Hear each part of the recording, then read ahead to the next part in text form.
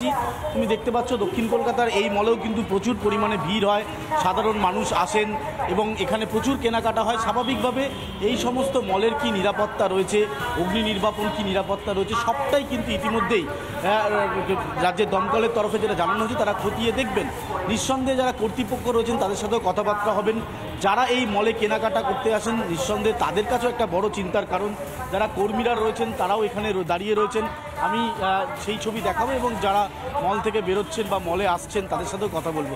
আপনাদের এখানে অগ্নি নির্বাপন ব্যবস্থা কেমন রয়েছে? আমাদের এখানে অগ্নি নির্বাপন ব্যবস্থা ঠিকই আছে। এত লোক এখানে আসে, কত লোক মোটামুটি যাতায়াত করে সারাদিন? আসে মোটামুটি, ওইভাবে তো বলা যায় না, আসে। এক্সিট পয়েন্টগুলো কি অবস্থা, ঠিকঠাক বেরোনো যদি কোথাও? একদম একদম একদমই তাই। মলের যারা কর্মীরা রয়েছেন তারা বলছেন যে তাদের নিরাপত্তাটা একেবারে সুনিশ্চিত রয়েছেন। যারা এখানে আসছেন তারা এখান থেকে কি কেনাকাটা করেন? এই তো শহরেতে একটা আগুন লেগেছিল, এই সমস্ত শপিং মলে আসলে নিরাপত্তাটা ঠিকঠাক দেখেন? হ্যাঁ ঠিক আছে। হ্যাঁ দেখো, একদমই তাই। শহরের যারা সাধারণ নাগরিক রয়েছেন, যারা এই ধরনের শপিং মলগুলোতে আসেন কেনাকাটা করেন, তাদের বক্তব্য এবং শপিং মল কর্তৃপক্ষের কর্মীদের যেটা বক্তব্য যে তাদের যে ফায়ার ফাইটিং সিস্টেম সেটা ঠিক আছে, তবে নিরাপত্তার আরও আঁটোসাঁটো বন্দোবস্ত করতে হবে। রাজ্যের দমকল দপ্তরের তরফে এমনই দাবি করা হচ্ছে। বড় বড় শপিং মল, তুমি জানো প্রচণ্ড গরম পড়েছে এই সময়, বড় বড় শপিং মলগুলোতে সেন্ট্রাল এসি চলে।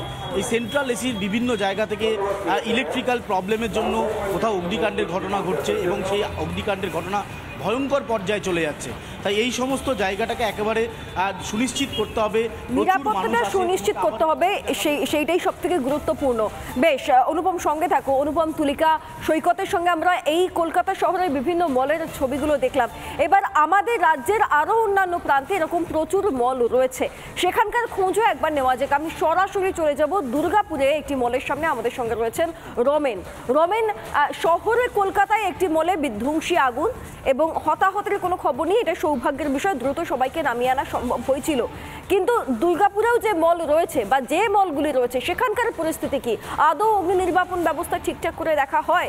কোনো বিপদের সম্মুখীন কিভাবে হবে সেটা খোঁজ রাখা হয়?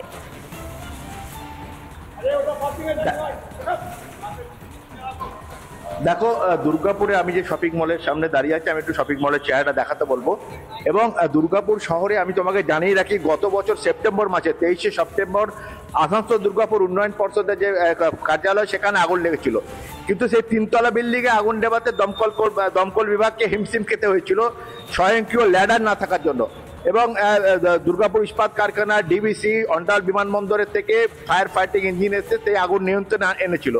এবং স্বভাবতই যে এত বড় একটা শহর যেখানে এত শপিং মল, সিনেমা হল, তোমার হাইরাইজ বিল্ডিং গড়ে উঠেছে, সেখানে দমকলের যে পরিকাঠামো সেটা কিন্তু নেই বললেই চলে।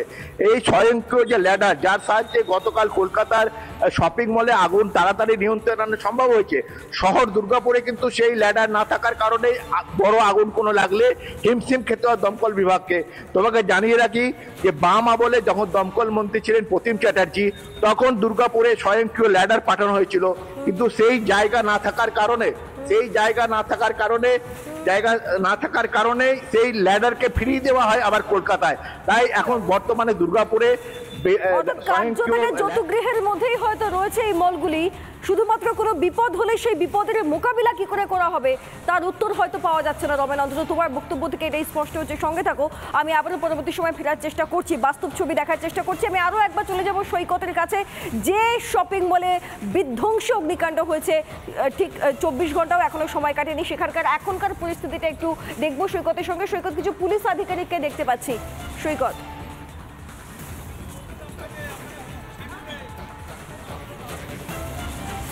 দেখো, ফায়ার ডিপার্টমেন্টের ডিরেক্টর, তিনি ফায়ার ডিপার্টমেন্টের অন্যতম শীর্ষকর্তা, তিনি এই মুহূর্তে ঘটনাস্থলে ইন্সপেকশনে এসেছেন।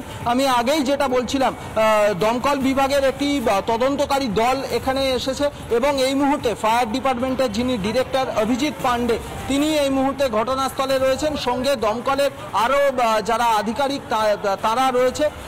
মূলত এই ফায়ার ইন্সপেকশন টিমটি এই যে শপিং মল, সেই শপিং মলের গোটা গোটা মলের বিভিন্ন দিকে ঘুরে ঘুরে ইন্সপেকশন করছে এবং শপিং মলের যেটি গতকালকে আগুন লেগেছিল তার ফায়ার ফাইটিং সিস্টেম কেমন রয়েছে বা কেমন ছিল অন্তত দেখে সেটা বোঝার চেষ্টা করছেন এবং পরবর্তীতে তারা এখান থেকে ইন্সপেকশন করে একটি রিপোর্ট ফায়ার ডিপার্টমেন্টে জমা দেবেন এমনটাই জানা যাচ্ছে। আপাতত ফায়ার ডিপার্টমেন্টের ডিরেক্টর অভিজিৎ পান্ডে তিনি এই মুহূর্তে ঘটনাস্থলে এসে পৌঁছেছেন। বেশ বেশ সেই পরিস্থিতির উপর নজর রাখো সৈকত। আমরা সৈকতের সঙ্গে যে ছবি দেখতে পাচ্ছি অন্তত ইতিমধ্যে পুলিশ আধিকারিকরা গোটা বিষয়টা নজরে রেখেছেন, গোটা শপিং মলটা নজরে রেখেছেন।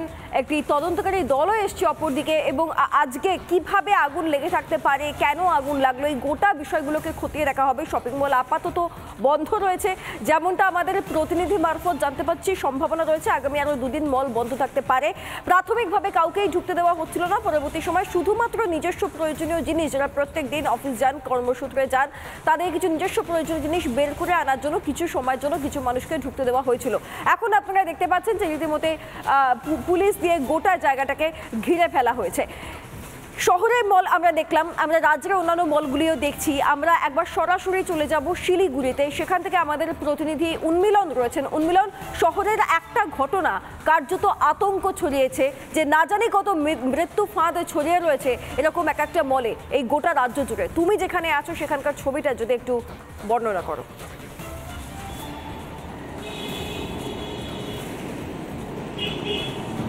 একদম সৃজিতা, আমি রয়েছি শিলিগুড়ির সেবক রোডে। এই সেবক রোডে যে শপিং মলটার সামনে আমি রয়েছি সেটি শিলিগুড়ির সবচেয়ে পুরনো শপিং মল বলা চলে। এই শপিং মলের ভেতরে মোট 72টি অগ্নি নির্বাপন যন্ত্র রয়েছে। তবে প্রশ্নটা হচ্ছে এই যে এত বড় শপিং মল, তাতে এই 72টি শুধুমাত্র অগ্নি নির্বাপন যে যন্ত্র রয়েছে তা কি সাফিসিয়েন্ট? কর্তৃপক্ষ তারা কিন্তু বলছেন তা সাফিসিয়েন্ট, কিন্তু তারা কোনো কিছু ক্যামেরার সামনে বলছেন না। দ্বিতীয় প্রশ্ন, যে এই যে এত বড় শপিং মলে এই যে 72টি অগ্নি নির্বাপন যন্ত্র, তার কিন্তু বেশিরভাগেরই মেয়াদ উত্তীর্ণ হয়ে যাবে আর 2 মাস পর। তবে সেই 2 থেকে 3 মাস পর অর্থাৎ সেপ্টেম্বর মাসে কিন্তু মেয়াদ উত্তীর্ণ হয়ে যাবে বেশিরভাগ অগ্নি নির্বাপন যন্ত্রের।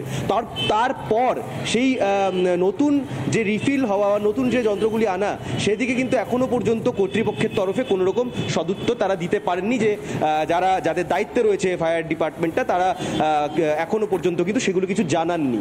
তবে আরেকটি বিষয় জানিয়ে রাখবো সৃজিতা, গতকাল কলকাতার কসবায় যে ঘটনাটি ঘটেছে তারপর কিন্তু তড়িঘড়ি আজ সকালে নাকি এখানে ফায়ার ডিপার্টমেন্ট থেকে কিছু মানুষজন এসেছিলেন, তারা কিন্তু চেক করে গেছেন ভেতরের যতগুলো অগ্নি নির্বাপন যন্ত্র রয়েছে, হোস পাইপ রয়েছে, সেই সমস্ত কিছু কিন্তু চেক করে গেছেন। তবে এই মুহূর্তে দাঁড়িয়ে মানুষের মধ্যে কিন্তু একটা ক্ষোভ রয়েছে। আমি বলবো যে ভেতরে যে শপিং মলের ভেতরে কিন্তু কার্যত তেমন কোনো লোকজন আজ নেই। এই সময় রীতিমতো এই শপিং মলে কিন্তু ভিড় হয়, সেই ভিড় কিন্তু আজ দেখা যাচ্ছে না সৃজিতা। বেশ উন্মিলন, ধন্যবাদ।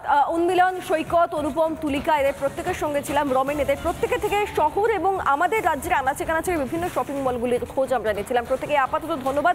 তবে মৃত্যু ফাঁদ হয়ে গিয়ে রয়েছে কিনা সেটাই সব থেকে বড় প্রশ্ন। নিরাপত্তা সুরক্ষিত করা সব থেকে বড় গুরুত্বপূর্ণ বিষয়।